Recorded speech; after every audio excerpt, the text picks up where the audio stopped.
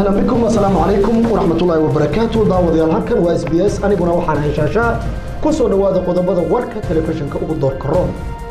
رئيس الوزراء حكومة فدرالك الصومالية مدن حسن علي قيري هي تببروا سوحري قار كم إذا عندما حوق الدلك الصومالية الله قلت لقليني كهول دلان قبل الدلك.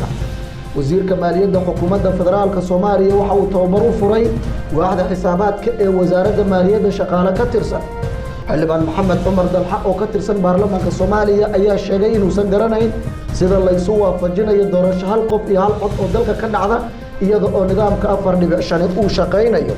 wasiirka diinta iyo awqaafta xukuumadda federaalka Soomaaliya oo Jabuuti uga furay shir culamaa u diinka Soomaaliyeed iyo imaamada masaajidada dalka.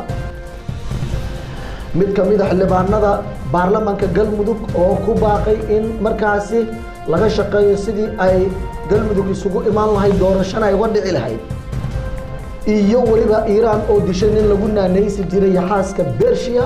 qodobadaas iyo qodobo kale ayaad ku daawan doontaan warkeena u diyaar garoobo goordhow ayaad daawan doontaan insha Allah.